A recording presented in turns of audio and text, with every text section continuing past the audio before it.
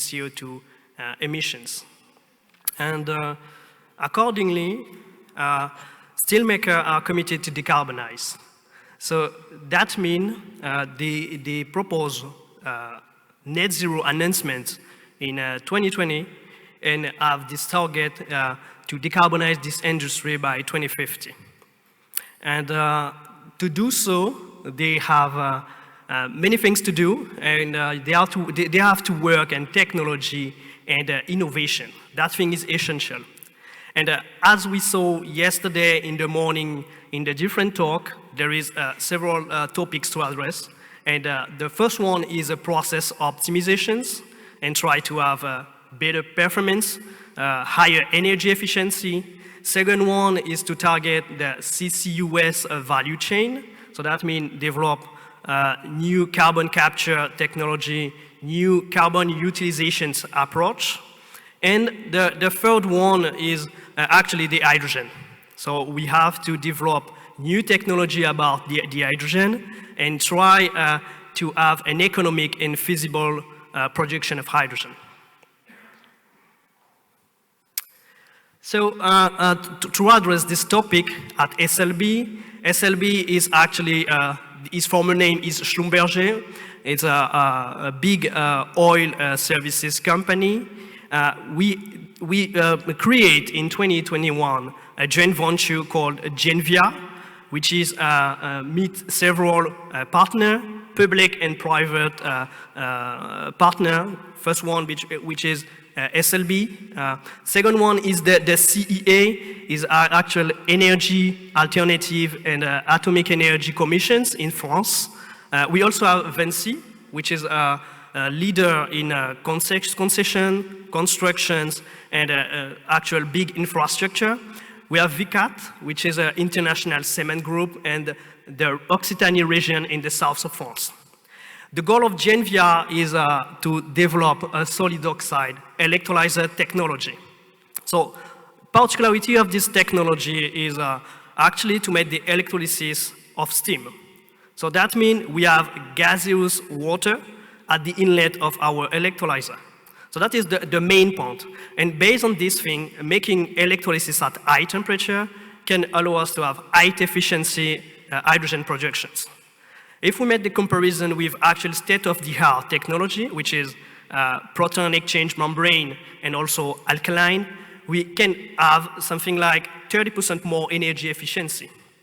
And moreover, if we target with the Genvia technology to apply our technology in the particular place, particular industry where excess heat is available. So that means if we have this ability to recover this waste heat, we can reach 10 to 15% more energy efficiency.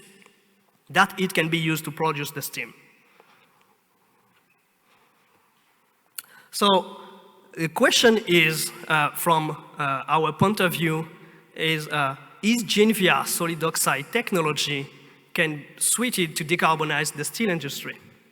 So as the different industrial case has different and as a technical challenge to address, we have to make first some process modeling approach to understand this use case. The thing we tried to do at the beginning was to use the SLB process modeling capability. So in internal at SLB, we have a symmetry process modeling platform software that can allow us to build this industrial use case. So our approach was in 3 stages. First stage is to build the industrial process as it is as a reference plant. This, we target several steel industry, but also some other industries such as the cement, chemical, refining. This is our business case to have this reference at the starting point. Then we make combination of this industrial case with our solid oxide technology. So to combine our solid oxide technology, we have 2 interface processes. The first one is a heat recovery unit. As I said previously, this is really important for us to reach energy efficiency, and to make it, we need to recover that heat. So we have this first process, which is a heat recovery unit. And the second one is the actual hydrogen delivery unit. We have to be in line with the hydrogen demand of that plant. So generally, we make this approach, combining reference case with heat recovery unit, solid oxide electrolyzer, and then the hydrogen processing unit. And at the end of this stage, there is this third stage, which is to make a general assessment of the plant. And we can assess the several scenarios in which we use hydrogen as a fuel. This is our actual electrification mode with that process. The second thing is to use hydrogen as reactant. As we saw yesterday, we can use hydrogen with CO2, making this utilization of CO2 to make useful ethanol, to make methane by methanation reactions, but also to make methanol. This is the different pathway that we can cover with utilization of hydrogen. And the third thing is to use hydrogen as a reducing agent. This is something really common in the steel industry where we need this reducing atmosphere. And generally, this is, we use this hydrogen. Here is a picture of our process modeling. So for this particular work, we target a steel annealing and galvanizing line. So just to give a few words about this process, generally at the inlet, we have raw material, which is steel. And the thing we try to do is to make a heat treatment first. Now, in that heat treatment, we have heating, preheating, heating, then soaking stage, and then after a cooling of the materials. After that, we have this surface treatment by putting the steel in a pot of zinc. This is the galvanization stage. And then after that, again, a cooling sections. From that process, we have to provide heat by burning methane. So this is the first place where we have a CO2 emissions in that process. The second thing is for the annealing, we need to have a reducing atmosphere. So that means we need hydrogen here. And that hydrogen is coming from steam methane reforming, which is the conversion of methane to make hydrogen. And in that process, there is a second place where we have a CO2 emissions. So from this annealing and galvanizing line, we first have this connection with our heat recovery unit. So we try to recover heat from the flue gas at the outlet of the burning sections. So our heat recovery unit, the scheme that you had on the screen, is a simple case, but we also consider some thermal storage in that heat recovery, and also some electric heating of the water to make the steam.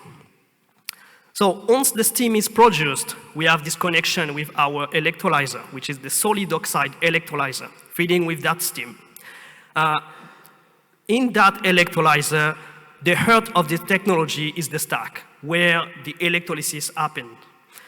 Generally, we have on one side the production of hydrogen at the cathode side, and at the anode side, we have the production of oxygen that can be also monetized in the several industry. From that point, we produce a raw hydrogen, which is mainly composed of hydrogen, but also some impurities from the technology. So we have to address this raw hydrogen by processing it by a hydrogen processing unit. So generally we have 3 stages. The first stage, which is to cool down the mixture, to eliminate water. Then we have to compress the gas, and after that to eliminate all the impurity by pressure swing adsorption. The impurity in that case is the remaining oxygen, remaining nitrogen from the process, and also some traces of water. So the goal here is to have pure hydrogen in order to eliminate all the oxygen-based compound. So at the end of this scheme, we can supply our steel process by pure hydrogen. So if we combine all this subsystem, we can obtain a general decarbonized approach. On the left side, this is the steel processing. The steel processing is fed with raw material, with the fuel with air, and at the exhaust, we have this exhaust gas composed of CO2, and we have our product, the steel, which is thermally treated and surface treated. And when we make this connection, we found, again, the heat recovery unit, the solid oxide electrolyzer, and the hydrogen processing unit. This is our base case decarbonized scenario. So from that point, if we use a very specific splitter module, we can assess the different scenario. The first one, which is use the hydrogen as fuel. So here in that case, we have the possibility to bypass the hydrogen processing unit. So generally, there is no sense to purify the hydrogen just to burn it. So we don't care about the impurity here, and we can just feed the process with the hydrogen, the raw hydrogen. Second case is to use the hydrogen as reducing agent. So here we require this hydrogen processing unit to purify the product that we obtain. And then we can use this pure hydrogen as to be mixed with the HNX, which is a mixture of nitrogen and hydrogen, to be used in the annealing process. And the third case is the actual monetization of this oxygen that we produced. Generally, from the electrolyzer, we talk a lot about hydrogen, but we also produce oxygen, which is some byproduct, but some high-value byproduct. From our technology, we have the possibility to produce rich oxygen gas, but in some, let's say, in near future, we will be able to produce pure oxygen. So here we have the case to use the oxygen as carburant with the fuel to make oxycombustions. And in the second case, we also can make hydrogen oxycombustions if we use both the hydrogen as fuel and the oxygen as carburant. So in terms of results from this modeling study, we target several key performance indicators. The first one is the CO2 direct emissions. As we saw, as I say previously, we have this CO2 coming from burning the methane. We have also this CO2 coming from the steam methane reforming. So this is our main KPI. The second thing is the heat recovery at the flue gas. The heat recovery is our actual driver to install and to integrate the electrolyzer.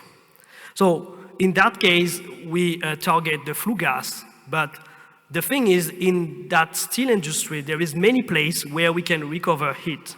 From that annealing plant, we saw different places at the cooling sections, at the cooling tower, that there is some place to recover heat. Another KPI is the additional electricity.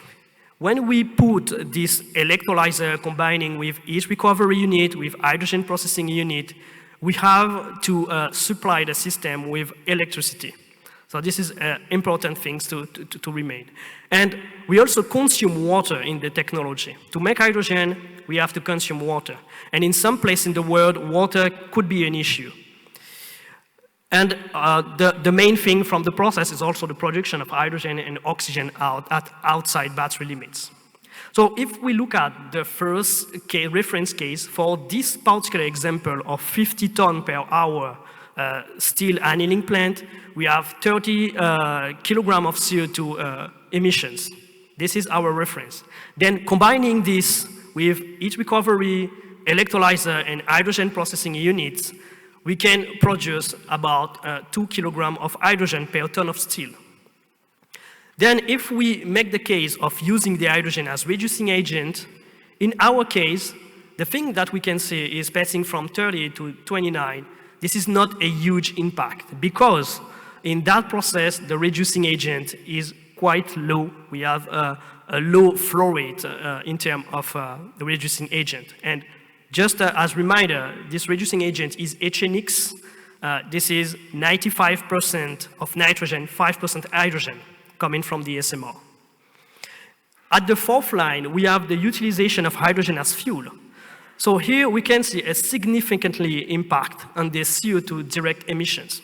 Because here we reduce significantly the amount of methane used for methane reforming and use also as a burning agent. As the last case, the thing, if we combine all these optimizations, using hydrogen as reducing agent, using hydrogen as fuel, and also the oxygen as carburant, we can have an additional CO2 emission reductions. And the thing is, in that scheme, we see that we have some impact because making these rich oxygen combustions can allow us to recover much more heat and at the same time supply much more electricity, produce more hydrogen. Key takeaway of this study is, it's my conclusion, generally here we try to use SLB process modeling approach to investigate that use case, this particular use case of steel annealing and galvanizing line, try to combine that process with heat recovery, with solid oxide electrolyzer, and with hydrogen processing unit. We try to show how that impact in terms of CO2 emission. But you have to remind for each CO2 reduction you have to supply electricity in that process. Finally, I will just also say about this is one business case that we target today, but in terms of steel industry, we also have model about DRI, about about blast furnace, about rating furnace, and we target all this industry, try to make the same kind of assessment, try to have the CO2 reductions, the electricity supply to the system, and what is the ability to produce hydrogen in that different particular case. So my takeaway is here from that study, we reduce the emission by 50%. We actually have this ability to recover about 20 kilowatt hour per ton of steels that drive us to supply the system by with 80 kilowatt hour per ton of steel, and at the end of the day, we produce 2 kilograms of hydrogen per ton of steel. Okay, so just to finish with, here, this is just two QR code about our company. If you want to know more about SLB, driving energy innovation for balanced planet, and if you want to know more about GenVR for new alternative to decarbonize industry, and I will thank you very much for your attention.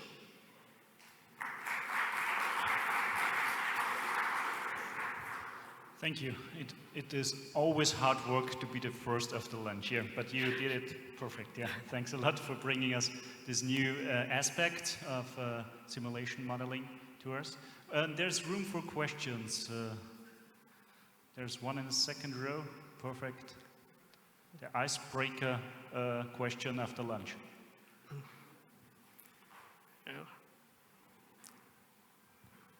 Okay. Hi, thank you for your presentation. I just had one question. What is the limit for the temperature for such heat recovery units? How much lower can you go to recover the? How much low can you go to recover the heat from the waste gases coming out of the steel plant, or the, in this case, the annealing plant? Sorry, I do not catch your questions. Okay. What is the minimum temperature you need to recover heat from annealing plants? Yeah, thank you for your question. Yeah, actually, from the annealing plant, in that case, for the flue gas is around 400 degrees Celsius. That is the level of temperature. And for our electrolyzer, we need to have that steam produced at minimum is 150 degrees Celsius. So there is huge place to recover heat from that flue gas.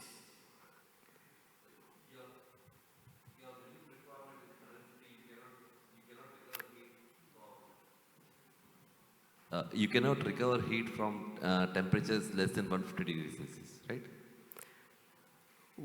You cannot recover heat from temperatures less than 150 degrees Celsius. Yeah. In this actual architecture, process architecture, we try to recover with that minimum amount of temperature because we need some pinch in terms of heat recovery. The second thing is today we are also at SLB developing heat pump approach. So that means if we have a flue gas or whatever gas at let's say lower temperature, we can still supply a bit of electricity to reach the level of temperature that we need. So today, this is not an issue. The thing we want to assess with this kind of study is to gain in terms of energy efficiency. So using that 400 degrees Celsius flue gas is fine. It can allow us to have a higher energy efficiency. Tomorrow, if we don't have this level of temperature, it could be 90 degrees Celsius. We will use heat pump to try to have this level of temperature that we need for our electrolyzer. But the electrolysis itself is happening at higher temperature. It's close to 700 degrees Celsius. Okay, because why I was asking this question was because generally in steel plants or anywhere, if your flue gas is going out at such high temperatures, you would try to recover it through, air heating units or combustion air heating units like that. Yeah, sure. In that scheme, that was a little scheme, but actually there is some air preheater. So using already the heat from the flue gas, and this is after the air preheater. Yeah. Thank you. Okay, thank you. Is there a second question? No. Perfect. I'd like to invite you to come a little bit closer to me, present time.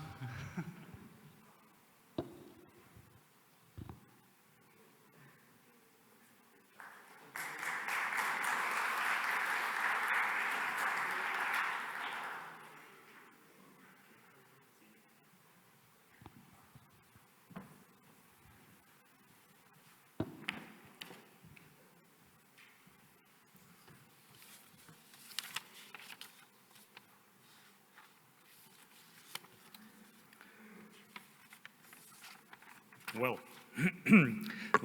let's come to the final presentation for this session.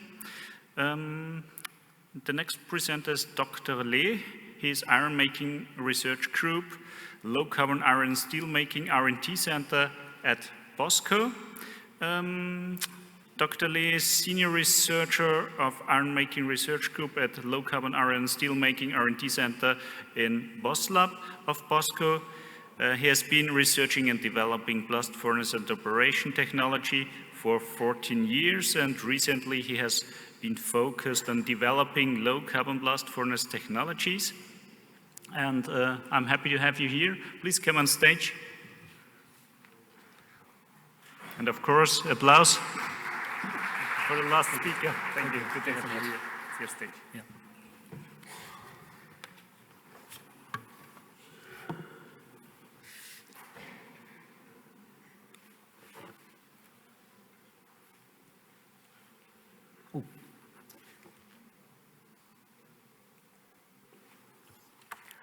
Thank you for your introduction on me. Good afternoon. I'm Dongjo LEE. I'm a senior researcher of Ironmaking Research Group at a Low Carbon Iron and Steelmaking Research Center in POSCO. It's my great honor to speak here in front of you all. In my presentation, I will introduce the progress in low carbon BF-BOF bridge technology in POSCO.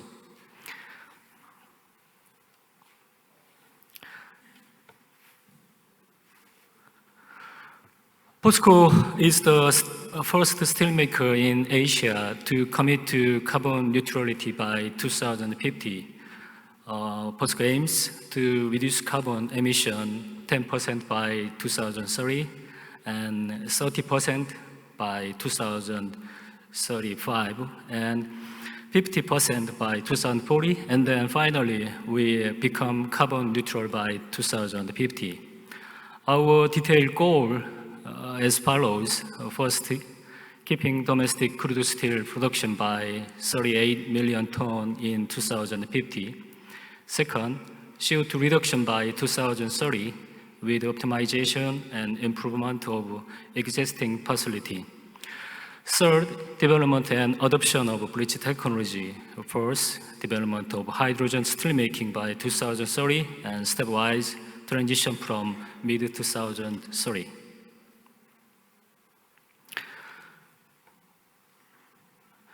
Essential technologies in this roadmap include process smartization, increased efficiency, and energy saving in near term. In mid-term, we will develop low-carbon bridge technology using existing blast furnaces and converters as partial hydrogen reduction, BF, low HMR BOF, and CCUS. Also, we will develop electric furnace technology that can use a large amount of scrap and HBI. Ultimately, we plan to achieve carbon neutrality by 2050 by developing hydrogen reduction steelmaking with green electricity and hydrogen technology and gradually replacing blast furnace.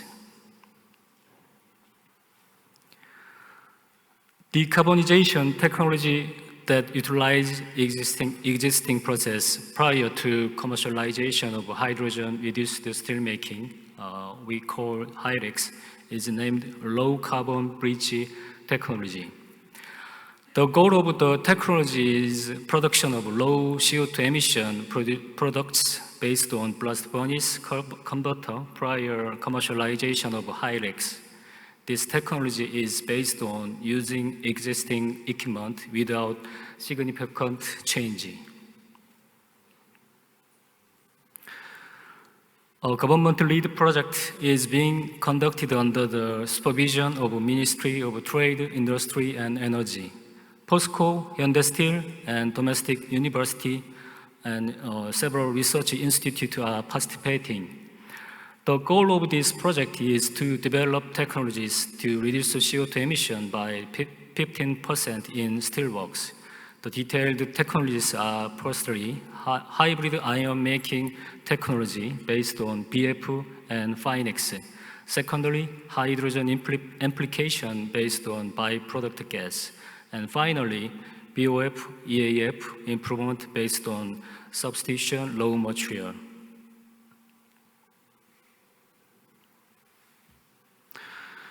POSCO have been developed bridge technologies in BF are summarized as using pellets, reduced iron ore like HBI, DRI, scrap, injection of hydrogen containing gases and optimization of blast furnace operation by AI. Because pellet has high reducibility and low gang compared to iron ore, using pellets can reduce blast furnace coal rate. Reduced iron ore is a material that has already been reduced and reduces the coal rate by saving the energy required for reduction in blast furnace. Additionally, hydrogen-containing gas injection replaces reduction agent from carbon to hydrogen. Finally, total optimization of low-carbon, low materials usage in blast furnace with AI will maximize productivity and minimize coal usage. Among many technologies, I will introduce AI-based smart blast furnace technology first. The process of producing molten iron is the first process and core process in steelworks. The furnace is a process of charging ore and coke to the top and hot air to the bottom to produce molten iron using the heat of combustion of coke and carbon monoxide generated during the coke combustion process. In the past, just as Oriental doctors diagnose health by pointing to a human's pulse, the operation status was analyzed using only data measured from the furnace surface because the furnace could not be seen inside. Just as humans have an upset stomach when they eat spoiled food, blast furnace has an upset stomach when they eat spoiled food. And the information for judging spoiled raw material is mean size and moisture content. Previously, the number of data was small because the operator had to manually take samples to measure the particle size and moisture of raw material. Therefore, the operator has manually controlled the raw material charging speed and hot blast flow rate with experience and intuition. But now we are quantifying and digitalizing people's experience and intuition. In this page, I will explain how artificial intelligence technology was applied to actual iron making process. Firstly, we installed various kinds of smart sensors for digitization of unstructured data. We thought that large amounts of data is the most important thing for applying AI to blast furnace, so we converted unstructured data into structured data. Secondly, we developed some kinds of prediction models of blast furnace condition using deep learning algorithm. Lastly, we developed some kinds of autonomous control system of BF depending on prediction model respectively. By utilizing this AI model, operation efficiency was maximized when using low carbon, low material. The left side model is a combustibility pulverized coal prediction system, which we call Deep Eye. We classified the image into 4 states such as normal, unreduced iron ore, incomplete combustion, and non-pulverized coal injection state using image of 2-year camera. And the other model is status of attachment on inside the furnace wall prediction system. We classified the images into 4 status such as normal, caution, warning, and wreck using thermocouple data on the surface of the furnace wall. I will tell you about hot metal temperature, HMT prediction and autonomous control system, which we call deep heat. We developed HMT prediction model using real-time data and deep learning algorithms such as GRCNN. As a result, we could improve 25% of HMT deviation compared to manual operation. So we successfully applied deep heat system to operation of BF and use it continuously. One of the main low carbon low material is iron ore pellet. The pellets reduce coke and coal rate, which with high reducibility and low slag ratio. But pellet has highest tendency to center segregation due to their high rolling properties. So we developed an integrated tracking model for the charging materials and used it as segregation prevention measures. Iron ore typically charged into a blast furnace includes sintered ore, granulated ore, and pellets, and each raw material has a different basicity. Typically, the B2 basicity of sinter is in the range of 1.7 to 2.3, and that of fluxed pellet is over 1.7. When increasing the rate of pellet use in the BF to maintain the basicity of tapping slag, the basicity of sintered ore needs to be increased. Therefore, the difference in basicity between sintered ore and pellets gradually increase. If the pellets and sintered ore are not mixed and segregation is severe, segregation of pellets sintered causes imbalance in slag basicity in furnace due to the different basicity of 2 raw materials. Due to this imbalance, locally slag basicity can be deviated from optimal value. This phenomenon causes deviation in fluidity and gas permeability, adhesion, and tapping problem. Therefore, it is necessary to suppress segregation through the development charging technology.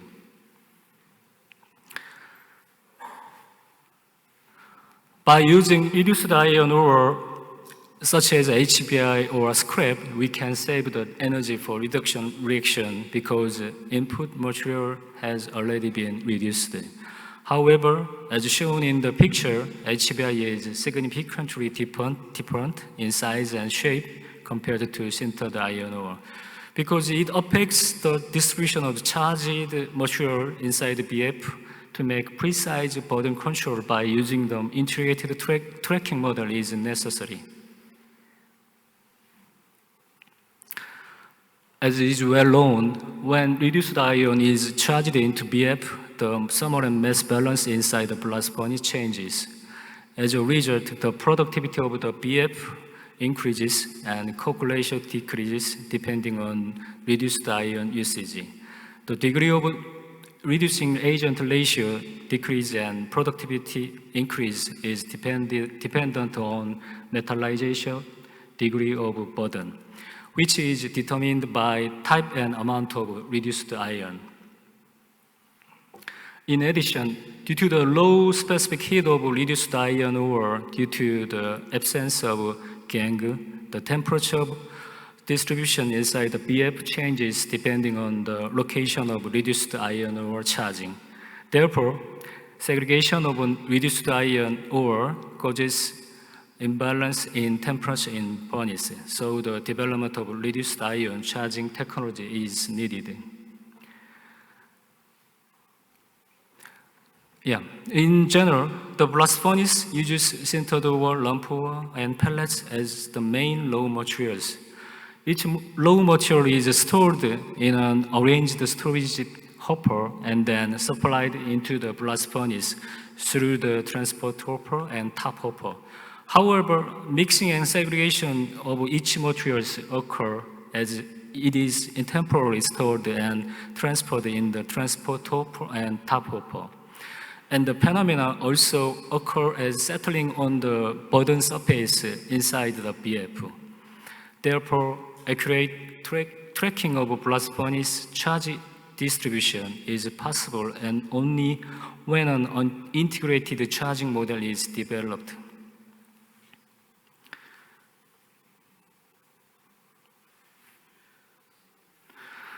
This page shows the mixing and segregation occurring in the process of supplying each raw material to the BF. Through this model, we predict the structure and distribution of the burden within the BF precisely. And we were able to increase the effectiveness of using large amounts of pellets and reduced iron ore as part of the low carbon bridge technology. This slide shows the technology to use hydrogen-containing gas in blast furnace. Here, hydrogen-containing gas means natural gas, coke oven gas, and pure hydrogen. Hydrogen-containing gas injection reduces coal rate by directly replace the coal and by suppressing direct reduction with increasing indirect reduction by hydrogen.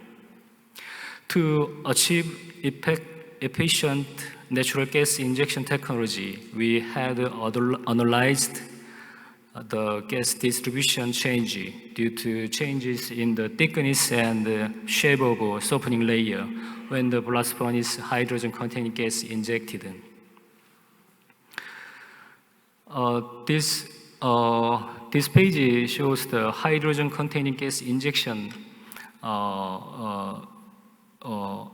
Injection was optimized through gas flow digital twin linked to charging digital twin.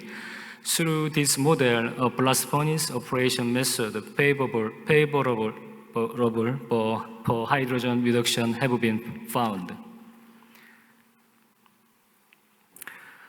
Dual lens was applied to inject pulverized coal and natural gas at the same time. When pulverized coal and NG are simultaneously injected through these dual lens, unlike when the pulverized coal is injected alone. The flow and combustibility of PC are affected. Therefore, the optimal arrangement structure of dual lens was derived through combustion and heat flow simulation and reflected in the actual manufacturing facility.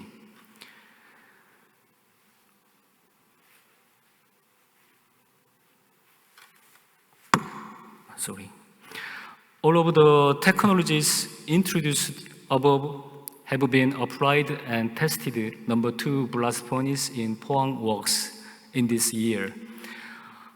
10% of HBI, 50% of pellet were charged into BF, and 30 kilogram per ton hot metal of natural gas were injected together. As a result of the test, we was confirmed that coke and coal consumption can be reduced by about 93 kilogram per ton hot metal, and CO2 emission can be reduced by about 24%. From this page, I will explain the POSCO's oxygen top and bottom blowing converter. We name it as KOBM. We already know that bottom blowing converter has good best mixing ability compared to top blowing converter. But bottom blowing converter has weak points such as high HMR and short bottom refractory life. Over the years, POSCO developed a technology for the top and bottom blowing converter to make up for the weak point of bottom blowing converter and also maximize the advantage of a bottom blowing converter. If we can optimize the bottom blowing pattern of KOBM, we can reduce the overall oxygen blowing time by increasing the oxygen top blowing rate and increase the post-combustion ratio in the converter. To reduce HMR, additional energy input is required to balance in BOF operation. We can consider the temperature increase of input hot metal and decrease of tapping temperature, but it is not a big amount of energy. And we can consider chemical energy input such as adding coal and ferrosilicon to BOF. However, material additions cause more blowing time and change of slag composition. Therefore, the most reasonable method is to increase post-combustion reaction in BOF. In the post-combustion technology, heat transfer from post-combustion reaction to steel base is very important.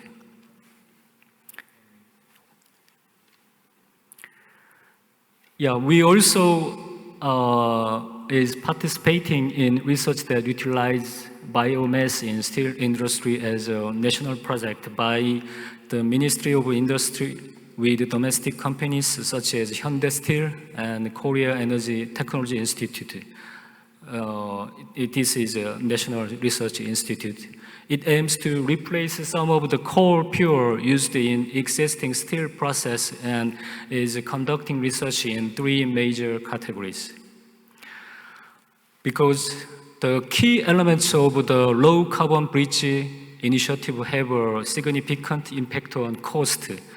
POSCO has developed a model to find the best combination with a virtual steel mill for the whole process analysis of cost and CO2 emissions for steel products with several low carbon technologies. We named the digital transformation model, which combines data processing, operational theory model, and analysis is POSPLOT.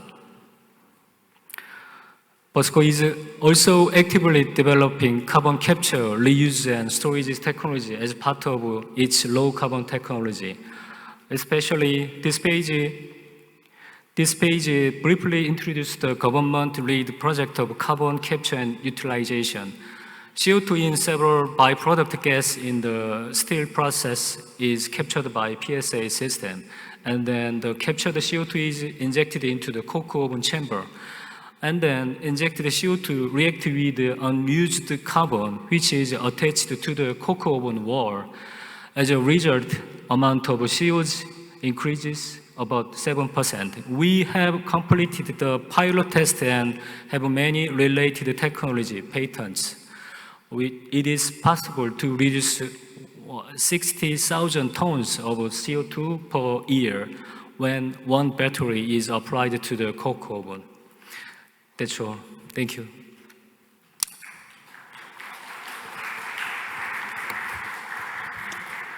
Thank you a lot for these very good insights concerning the bridge technologies at POSCO and your detailed analysis. It was very interesting from my point of view. Maybe there are some questions from the auditorium? Yes, over there, the gentleman, please.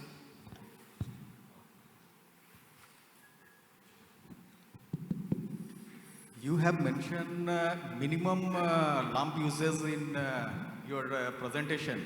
What is that percentage of minimum lump percentage? Iron ore minimum you have mentioned in your presentation. But what is that percentage? That minimum is how much? Which iron ore? Which iron ore? Pellet? 잘 안 들리네요. Actually, you have mentioned that lump percentage in the burden should be minimum lump uses. Iron ore lump. What is that minimum percentage? Up to what? 10%, 20%?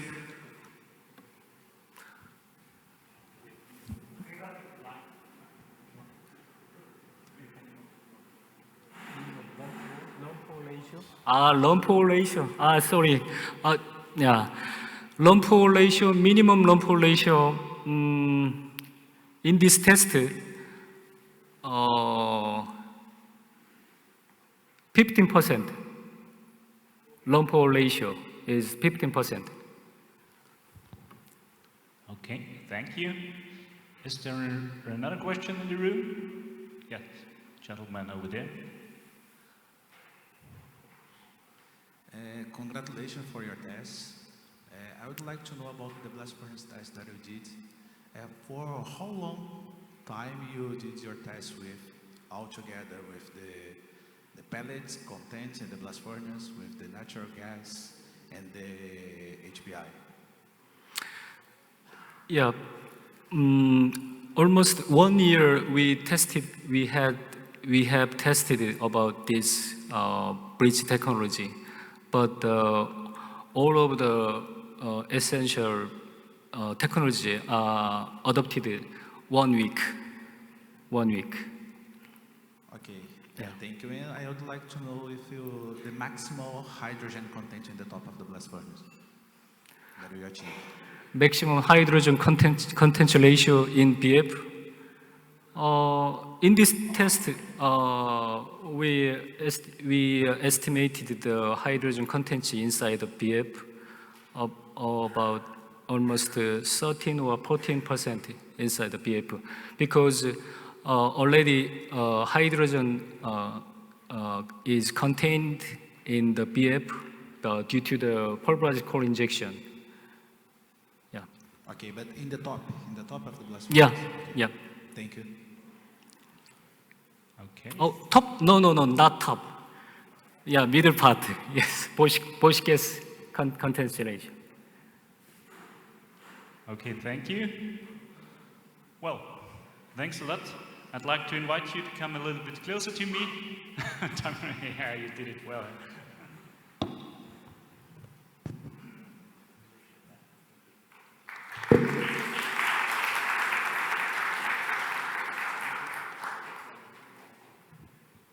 Well, ladies and gentlemen, this was session number 2, hydrogen. Yeah, we heard a lot of information. We had a lot of good speakers. We had a lot of insights to that topic.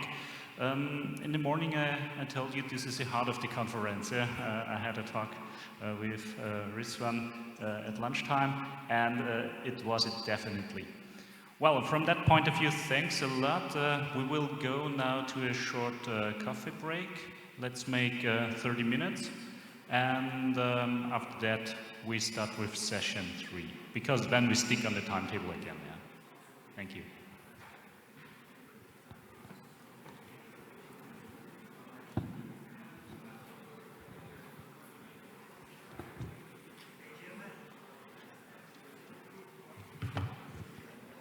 Andrew, would you like to? I think we are on the timetable now.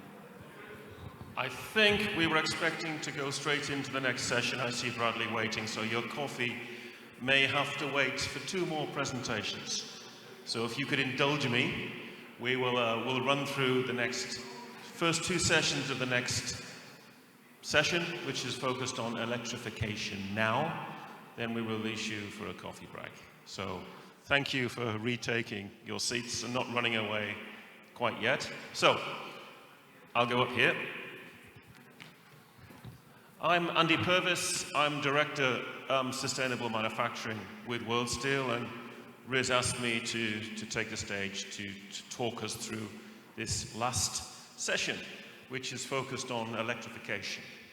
I think over the last day or so, we've heard a lot about radical breakthrough technologies that can really reduce the emission profile of our industry, and it's sometimes easy to forget that there is a low carbon technology out there which, with the right conditions, can lead to low carbon iron and steel making. So what we've done with this session, we've brought together 4 speakers in a slightly different order to what you see in the presentation. We'll have a presentation from Ed HEATH-WHYTE, and then followed by a presentation from Mr. Behira. And we're really going to be looking at the use of electrification, particularly the use of scrap. The availability of scrap, the quality of scrap, and the use of scrap to make high-quality steels, which is something that clearly features in the debate. You don't want to hear from me, so I'll invite our first speaker, Ed HEATH-WHYTE, to come up to the stage. So Ed has been in the steel industry a long time, studied in Sheffield, industrial studies and management. He's a chartered environmentalist, and he's been active in the UK steel industry since about 2000, I think. Ed, in Outokumpu, Tata, Liberty, probably without moving office, that wouldn't surprise me. So he's been around the UK steel industry a while, and he's going to be presenting this afternoon on some work that's been done on the EAF charging of 100% biomass as eco. So you have 20 minutes, Ed.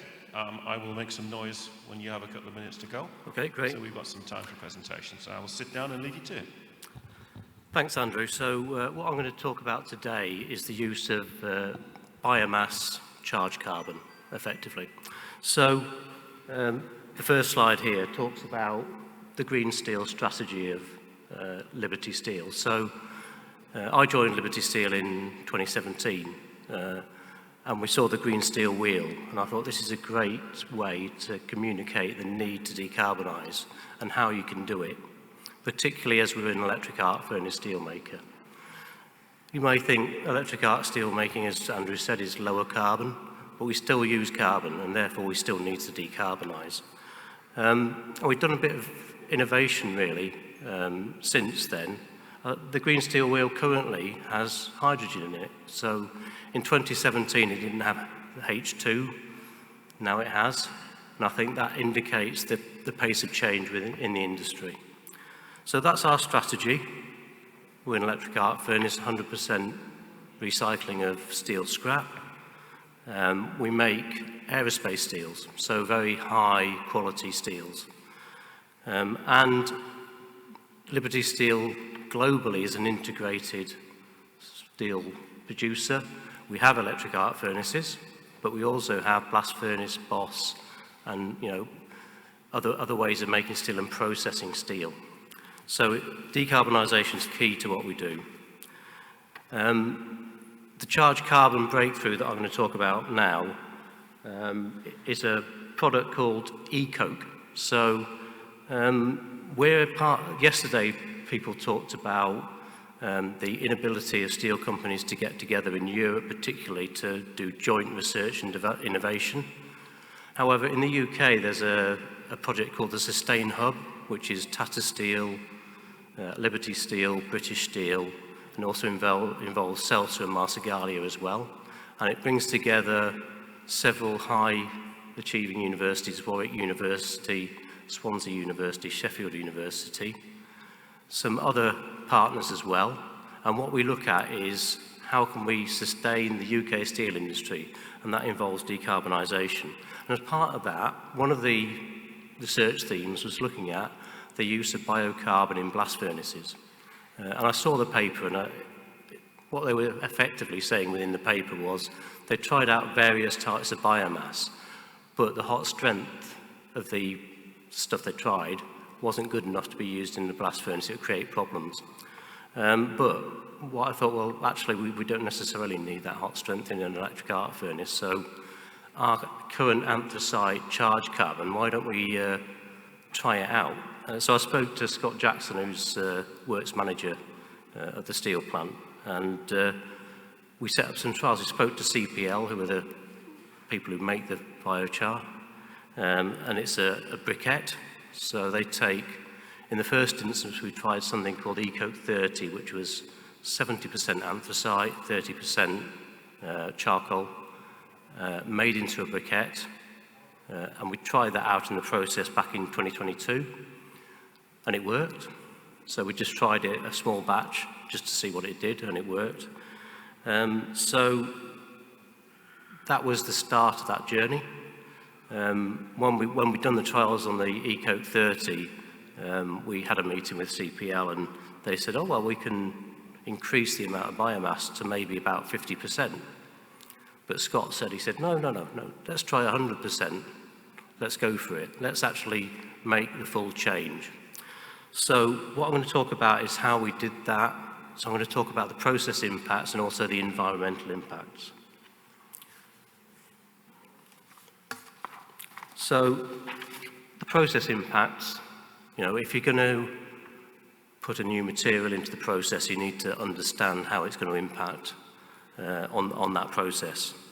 So we did quite a lot of monitoring, and what we noticed was that actually off-gas temperatures were good, oxygen control and melt carbon was actually more stable using the ECOAT 100. But on the other side, energy increased, slight energy increases. We also then had to monitor the product. So we got various product routes through narrow strip, engineering bar, and also aerospace steels. So through several routes, so through continuous casting, through large and small bloom casting continuously, and also through ingot casting. So we did those trials, and everything was fine, no issues. So that was a good start. We did expect to see some changes, and we did see some changes. We thought it would negatively impact on the KPIs that we measured, and what we did find was that there were some changes. So if you look at the table, it indicates that slightly longer power on time. So that shows 95 minutes there. It's actually come down from 95 minutes slightly now. More energy used. Yeah, this is a specialty electric arc furnace, so don't compare it to a commodity grade one. Tap temperature similar, oxygen, less oxygen used, and natural gas about the same amount of natural gas, no real change. So we think that obviously with the anthracite, it's used as a reductant, but also it does provide chemical energy. Yeah, so maybe some of that chemical energy loss from the use of biomass is why the energy consumption's gone up slightly in the power on time. When we look at the economic case, anthracite is a commodity coal grade and it's not really expensive. However, the biomass was more expensive. Okay, so we have to think about how much is this going to cost us. But the good thing about the biomass is we're under UK ETS, so we're part of emissions trading. So we have effectively a carbon tax. Currently, it's about £40 per tonne of CO2. When we started the trials, it was about £70 per tonne. So the price does fluctuate. But what we found was that the balance of price between having coal or coke and paying the UK ETS allowance compared favourably with just having the cost of the e-coke and having to pay no carbon price on that because it's biomass. It shows 4 big pound note signs there. The last one should be quite small. So it's very similar in cost. In the future, we'll look at how we link maybe the cost of the e-coke with our supplier to the ETS price.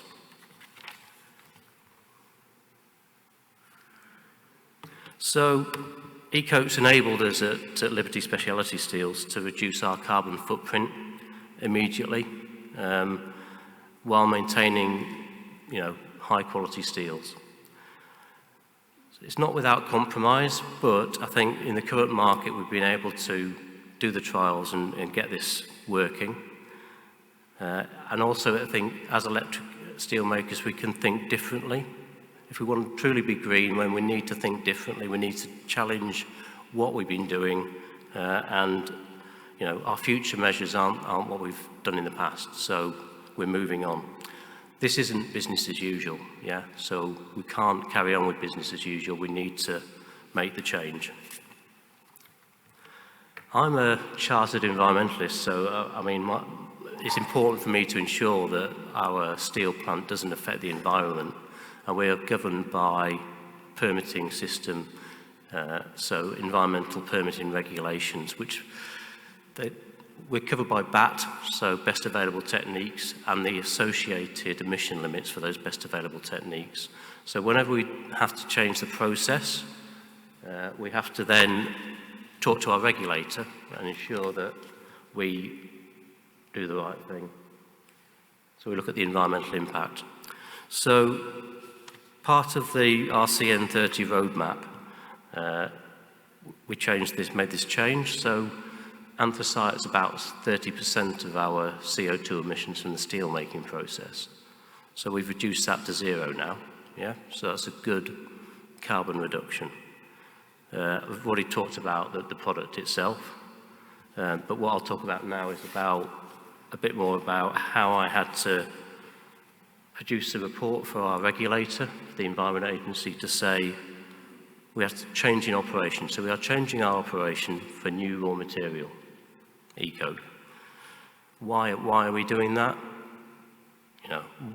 What are the dates of the trial, the description of the new raw material, the delivery and the storage of that material, how the use of that material is relevant to best available techniques, and details of how the emissions might change by using this material. So that's what we did. So what we did was set up air monitoring particularly.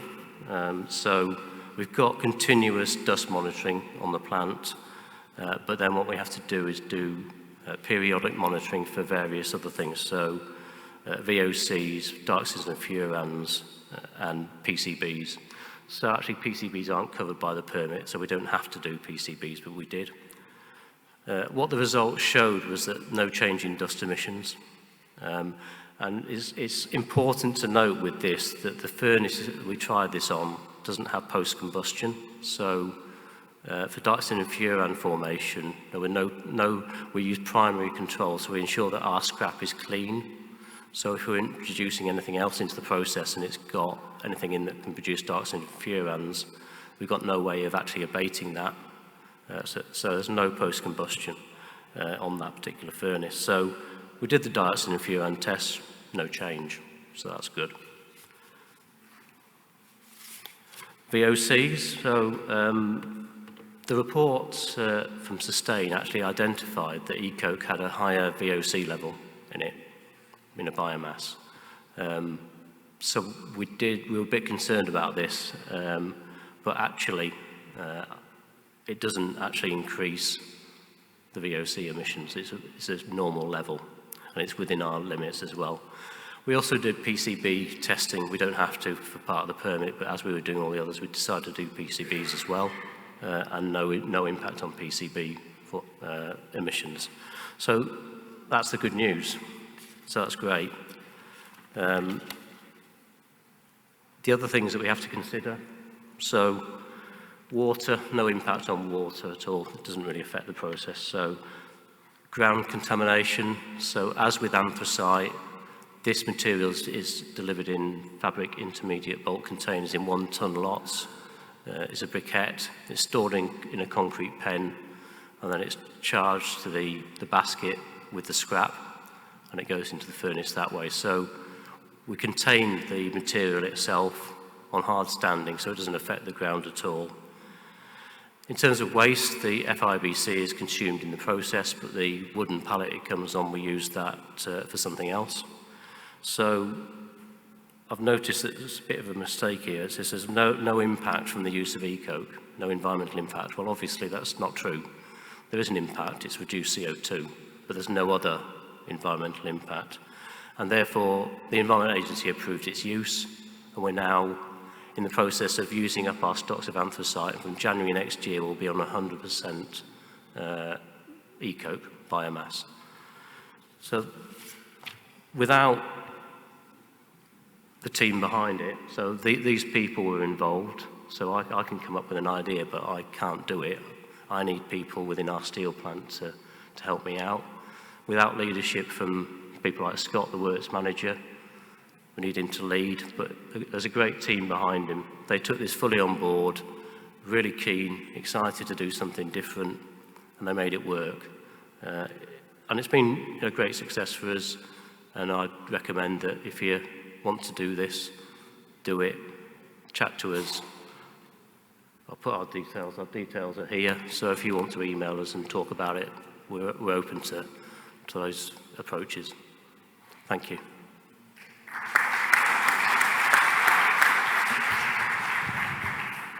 Thank you, Ed. Excellent presentation, and interesting to hear something of the interaction between the climate agenda and conventional environmental management, which is something I think we all need to think about.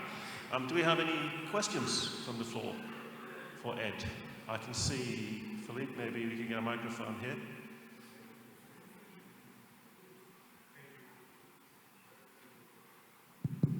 Thank you. Very interesting presentation.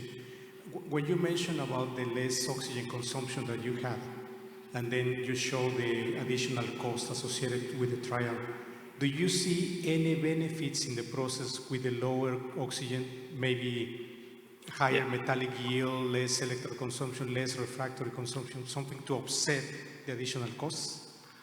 The only thing that we can use to offset it, we're in a ETS for regulatory area, so that's the only way we can offset the cost at the moment. You saw there that actually power on time slightly more, electrical energy slightly more, gas is about the same, less oxygen though. So those are the only things you can do to offset it, less oxygen, but then you've got the other slight increases. So it depends also, you might be able to get biomass that's a cheaper version. Yeah, so it depends. I think we're in the UK, we've got to ship the biomass from relatively far away, and then we've got to process it, and our costs are probably higher in the UK than elsewhere. So I think it's each individual territory needs to consider whether or not they can do this. But for us, the carbon ETS offset of £40 per tonne helps us pay for it. Thank you. Do you see any potential market premium for this material, Ed? We don't see, I mean, it's already a premium material we're producing, so we're producing aerospace seals, so at the moment we don't get any premium for the reduction. We are looking at what we can do to, so we have a green steel strategy at Liberty Steel. We don't have a green steel product in the UK. We are looking at whether or not we can have a green steel product and what that might be. In which case that would help towards the cost of this. Thank you. Any further questions as I look across the floor? Anything online, Philippe? No? Excellent.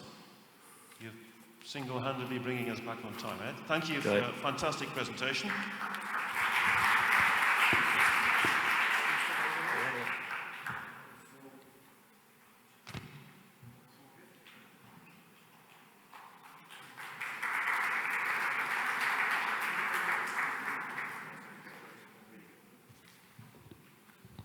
Okay, we will continue to our second presentation and our last presentation before we break for coffee. I would like to invite Mr. Behira. There you are. Please join me on the stage. Mr. Behira Narotan is joining us from Emirates Steel. He has a master's in metallurgical engineering, 21 years experience. You've worked in many plants in India, in the Kingdom, and now here in the UAE, mainly focused on projects and technology selection as it relates to projects. You've been with Emirates Steel now for 5 years as a steelmaking plant expert. Yeah. So I would very much welcome your presentation. As before, if you're still going after 18 minutes, I will give you a poke. Yeah.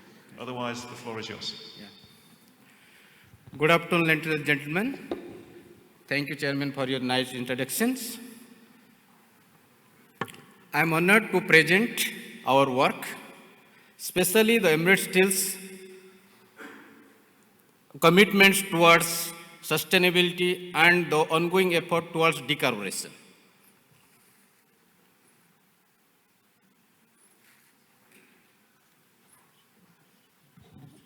Are we okay with the presentation? I will move the... You should be the big green one in the middle. There we go.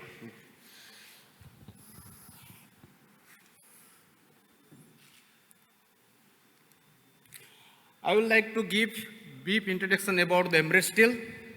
Emirates Steel having 3 DRI plant having capacity of 4.2 million ton, and out of these 2 plant having hot DRI. And we have capacity of 3.6 million ton of steel making capacity, and we have 2 furnace of 150 tons capacity and 1 is 55 ton. We are producing rebar, wire rod and heavy section and sheet piles. We have capacity around 2 million ton of rebar, 0.5 million ton of wire rod and 1 million ton of heavy sections. We are committed for the sustainability to achieving our 2030 goals.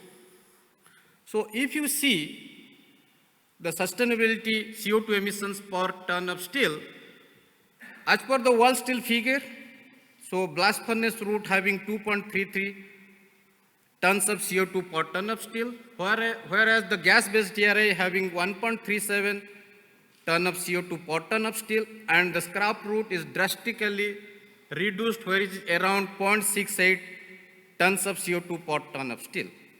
If you see the Emirates Steel's achievement, in Emirates Steel 2019, we achieved around 1.12 tons of CO2 per ton of steel.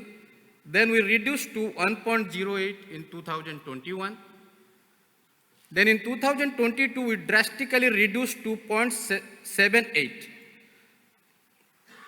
So that is due to several initiatives.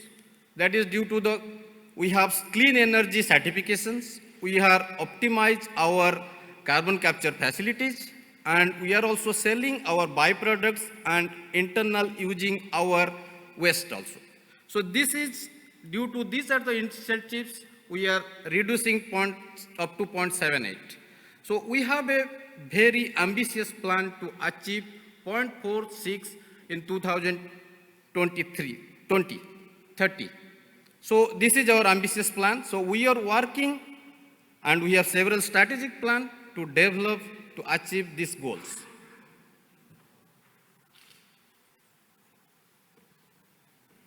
So if you see, mostly as per our calculation analysis, most energy is most impacting the CO2 emissions.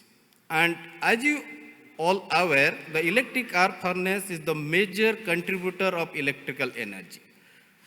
If you see the energy balance of the electric arc furnace, around 64% of energy is electrical energy, 30% is from the chemical energy, and from the output side, around 55% heat is going to the steel, and we are losing around 20% as off gas, and around even 8% is in the slag. So this is the area we need to work, where we want to optimize our energy input, we want to optimize our chemical energy, and at the same time we want to capture the wastage of energy in the off-gas and the slags and wherever the losses we want to capture so that we can achieve our goal. So, based on our decarbonization strategy, we have implemented several initiatives. So, I will go small detail about our initiatives. So, in DR plant, we have planned to install a natural gas heater to increase the temperature of the DRI. And we have conducted several trials to optimize the DRI temperature and carbon. If you see, in the electrical furnace, both is important. DRI temperature and DRI carbon, both is important. So, in the current, we are getting 420 degree temperature. At the same time, our carbon is around 2.4. So, we have calculated and we have conducted some trial to reduce the NG consumption in the bottom of the cone to increase the hot DRI temperature around 40 to 50 degrees centigrade, which as a result of reducing the carbon around 0.2. So that means earlier our temperature was 420 and we increased up to 460, and carbon we reduced from 2.4 to 2.1. So after conducting several trials and calculations, we have a saving of around 8 kWh per ton of steel electrical furnace. At the same time, we have increasing our productivity around 3 tons per hour.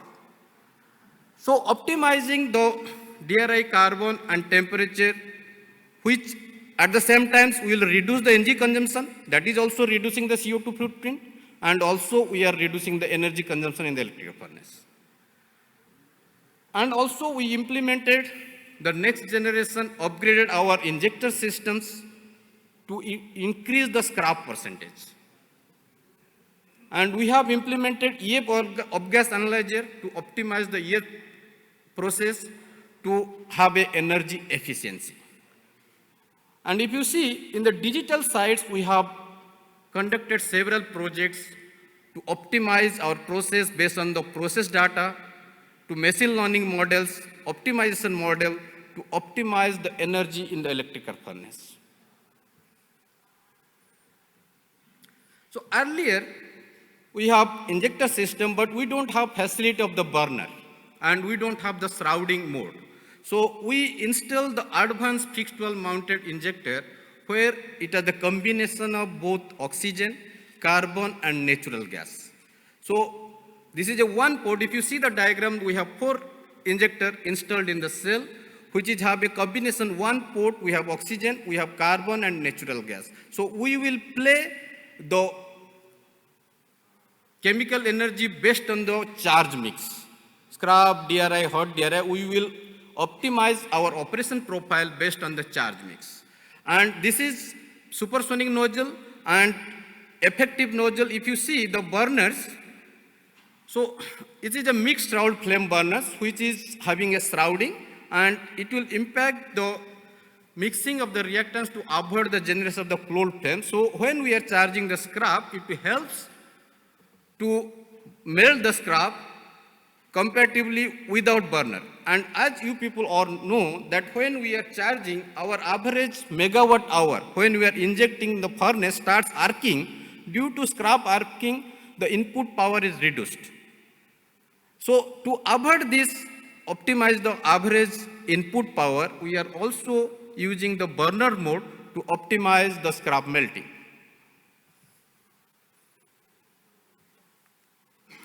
If you see the result after implementation of the injection systems, in DR, when we have 3 charge mix, we have 100% DRI, we have mix of hot DRI and cold DRI and scrap. So if you compare the 100% hot DRI, earlier our energy was 409 kWh per ton, and the productivity was 234 tons per hour. And we calculated the scope 1, scope 2 emission, considering the input material and energy, which is coming around 0.213 in the electrical furnace.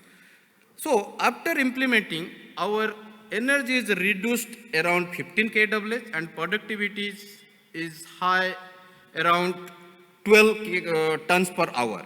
And if you see the next plot, which is having 100% cold DRI, our energy was earlier 522 kWh per ton, and after implementing, we reduced to 495. And also productivity increased by 13 to 14 tons per hour. And for the 40% scrap and 60% cold DRI, if you see, our energy was 507 and it is reduced to 465. There is a 40 kWh increase in the cold DRI and scrap combinations. And as you know that cold DRI, when we are using hot DRI, enthalpy of hot DRI is equivalent to scrap. Because hot DRI having a higher temperature, which is around 430, and the melting energy required to scrap and hot DRI is same. So whenever plant is running with hot DRI, we don't want to use to scrap. If you want to use the scrap, our power of time increases and our productivity goes down. So in case we want to optimize our downstream line when there is a caster delay, when there is a problem, we don't have hot DRI, that time we try to utilize the maximum scrap so that our annual consumption scrap to be achieved. So we have a target of scrap utilization 12 to 14%. So we want to optimize the planning process capability and utilizing the charge mix based on the requirements.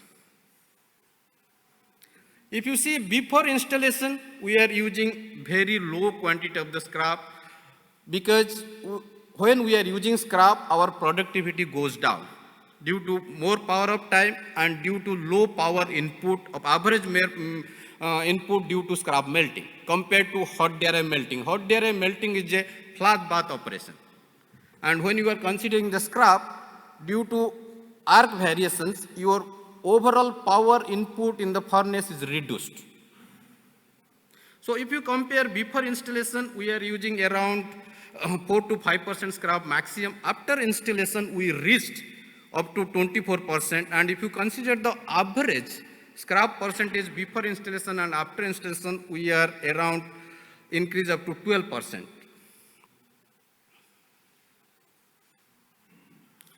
So we have done several. You see, this is in steel making, there are a lot of parameters which is continuously varying, like DRI chemistry, scrap quality, lime, dololime. There are a lot of things, operator interference. There are several things is varying during the process, which is not so easy to control. There are many thermodynamic models, but in this model, if you see real life, when you go for the real life implementation, there are due to lot of variations of hot hill quantity, your tapping temperature, different grades. So there are lot of variations in the process. So we want to optimize this. So we are working to develop the machine learning model to optimize these things so that based on the real data, we want to optimize our process and to achieve the CO2 emissions, our 2030 goal. If you see, we have conducted the several data analysis. Based on our data analysis, when we are using hot DRI, our productivity is high, our energy is low. But when we increasing the scrap percentage, our productivity goes down. So based on the data analysis, we found 15 to 20% scrap utilization with the optimum to have lower energy and productivity optimum. So at the end, we want to reduce CO2. At the same time also, we want to achieve our productions. Otherwise, if you see the combination, we have to achieve the combination of energy, productivity, and CO2 emissions. Based on the data analysis, we found that 15 to 20% based on our existing setup. So we are able to achieve the goal of CO2 emission reductions. So we have developed several machine learning models. If you see machine learning model, the major challenge is the data. If you have a data and your data should be cleaned. And another important thing in the machine learning model, when we are combining with DR process and steel making process, DR process is a continuous process, whereas steel making is a batch process. So whenever the DR production happens, we collect the sample before the analysis reaches to the operator, the steel is already melted and sent to the ladle furnace. So to track this, to develop a model is very challenging. So what we have done some calculation, the flow rate of DRI, how it will take time from when the sample collected to reaching to the furnace. Based on this, we have linked the chemistry of the DRI analysis with the steel making process to develop a model. At the same time, we are capturing all the around 20 to 25 parameters of the steel making process. Then we are fine tuning the process by filtering the data and remove the outliers. And we are developed several models. And out of this, I will say, so we have done artificial neural networking model. So we have done with the training data set and the testing and validation set. By training data set, we have a very good correlations. Then we have to put with the new set to train this model to have a validation result is more than 90%. If you see the model result, the energy of the model, if you see the R square value is around 0.9 and root mean square error is 0.5 and the average error percentage is 1.38. That means this model accurately predicting the energy consumption in the steel making. The next step, what will we are develop the model to predict the energy, but this is not the sufficient. So we have to fine tune the model based on the controllable parameter. In steel making, if you see, DRI chemistry is not in our control. Based on the DRI chemistry, what we are getting, we have to control the oxygen injection, carbon injection, lime and below lime, and the tap temperature, so which is a controllable parameter with the operator. So we put the controllable parameter in the model and try to optimize what is the minimum energy we'll get considering this input material. And whenever we are charging scrap, also we are optimizing the scrap percentage, what should be the energy consumption for this. So we are now, this is in the model there are two things. First, what we have done, this is a single objective optimization. That is not sufficient. Because if you see, we have 24 input parameters, and if you see, we have output parameter energy. But at the same time, we have to also consider the productivity and the CO2 emissions. So we have to run a multi-objective optimization model where we have to train the model to reduce the energy, increase the productivity and reduce the CO2 emissions. This is our goal, and we are working to develop a multi-objective optimization model to achieve this. So we have done some analysis to fixing the coal DRI. If you see the coal DRI, average is around 37 ton. We are considering the last year average, and we are varying the scrap percentage with the hot DRI. So if you see, we are in the zone where we have energy is 400 to 450. So based on our model result, we can see based on the availability, we can change our CAP percentage and DRI percentage to achieve what are our goal. Then same thing for the hot DRI and the productivity. Also at the same time, we have to develop the productivity. If you see for last person, which is our productivity for this charge mix is above 200 tons per hour. So for the coal DRI and scrap, the coal DRI and scrap, if you see, we are fixing the hot DRI and varying the coal DRI and scrap, our productivity goes down below the 200 tons per hour. So at the end, we have to optimize three things together. And the CO2 emissions, if you see CO2 emissions for the electric arc furnace, considering the scope 1, scope 2, our CO2 emission varies from 0.24 to 0.28. So I would like to summarize. Based on our all the implementation, after more injection, we increase the scrap percentage, and we are trying to optimize our scrap uses. Then currently, based on the modeling, 15 to 20% scrap if you use, that will be the optimum for energy and CO2 emissions. The ENN model, what we develop, have a very good correlation, having 0.9 for training and testing data sets. and coefficient of correlation between the model input quantum emissions and energy. That I will give some highlight about the coefficient of correlation. What happens when we are developing the model, out of several parameters, we want to see each parameter have an individual effect on the process. So if you see cold DRI, when it varies from cold DRI, the energy changing from 450 to 550. Whereas in the hot DRI, energy changing from 380 to 420. When we are changing the lime and dull lime flux, the energy changing is very less. It is 400 to 430. 30 kWh is energy varying with the modification of the fluxes. Then we want to know detail in depth of the process based on this modeling technique to understand which parameter is most impacting in the process. So based on that, we can improve the quality of this material, we can improve the consumption of the material, and you can improve what are the other material linked with this. Like I will give one example in oxygen injections. When we plot the model for the oxygen injections, when I see oxygen injection is increasing with the increasing of the oxygen increasing, the energy is reducing. But after 4000 nm³, when you see, it is a negative impact. So that means we should control our oxygen injection, not increasing too much to 4000 or 5000 to have a negative impact on the process.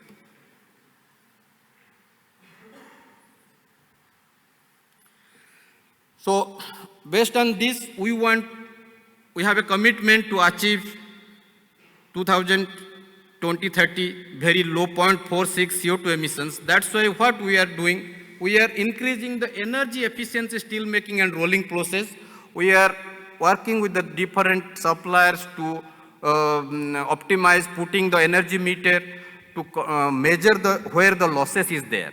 Once we know the losses, then we will invest something to control that losses in every area of the plant. Then modification of existing EF for more scrap use. Considering the existing plant capability and our transformer rating, our cell dia, so we are now working on the different suppliers to modify our existing furnace to have more scrap use, not reducing the productivity. This is our goal. Then partial replacement of natural gas to hydrogen in DR process, that we are working in a pilot trial to inject some hydrogen in place of natural gas in our DR process. Then microgrid concepts. Yesterday Dr. Hani presented about the concept of microgrids that we are in the implementing with the electric arc furnace and DR furnace to avoid the harmonic losses. Then increase of use of clean energy. So now we are working with the government of UAE. If you see in 2018, the energy which is around 400 gram of CO2 per kWh of energy. Now it is reduced to 220. So we are working with the government to get the clean energy so that we have reducing our carbon footprint.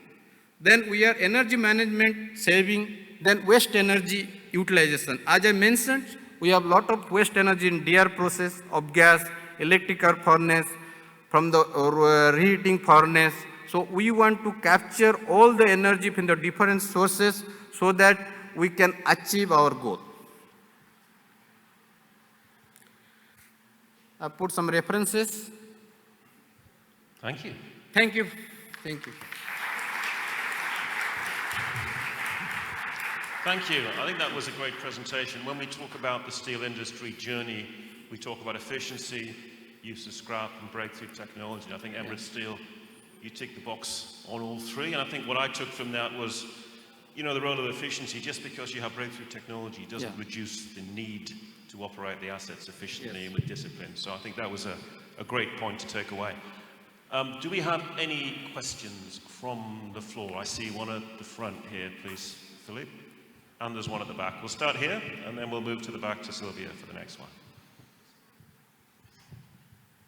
Yes, first of all, thank you, Mr. Bahira, for this comprehensive presentation. I would like to ask you, you have mentioned that you have increased the temperature of the natural gas in the direct reduction plant. So I want to know how much is the maximum temperature have you achieved for the natural gas? So natural gases, we are working with the supplier to preheat the natural gases. So it is around, we can achieve up to 550-degree temperature. Up to 550? 50-degree And are you using a specific preheater? Are you using any heater, or you are using the flow gas? It is a heater. So it's external heater or by flow gas? External heater. External heater. Okay, thank you very much. Thank you. I have a question here. This is Ahmed Al-Nazaw from Hadid. How much CO2 you have captured, and what was the contribution of the captured CO2 in terms of intensity, CO2 intensity per ton? So currently we have CO2 capture plant. What we are capturing the CO2, we are using in the drilling in the ADNOC plant for the gas drilling plant. So they are using this CO2 for the utilization of the drilling of the oil. No, my question, how much? What is the quantity of CO2 captured in both models?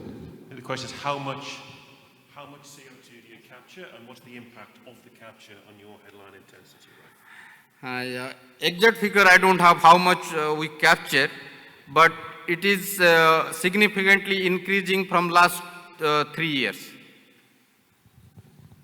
Thank you. Philippe, I think there's one there. Hello. Yeah, congratulations, Mr. Bahira, for your nice presentation. You said that you are using ANN model for process optimization. You're right. So this model works online or offline? No, we developed the model offline.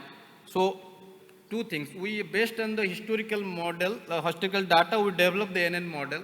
For optimization, we are using genetic programming to optimize the model, to change the controllable parameter to minimize the energy. This is an offline model. Okay. And I think we had one right at the back. This is Hussein Muslim from Hadid. Thank you for the excellent presentation. My question is, you mentioned about gas analyzer, and it's part of the work you've done to improve the efficiency and reduce energy. So my question is, how much kWh per ton reduce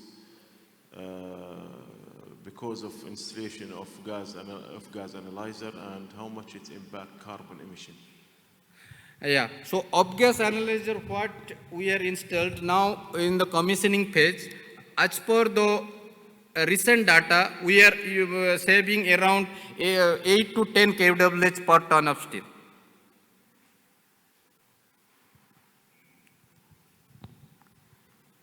Okay, thank you. I think at that point we'll close for coffee. Thank you for a fantastic presentation. Yeah.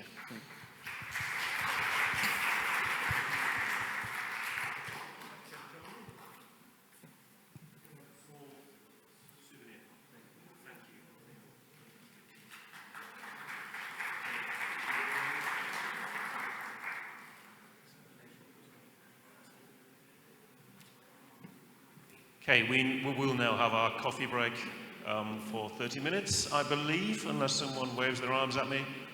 30 minutes, and we will return for our final 2 presentations, and then we will have a panel session to wrap things up.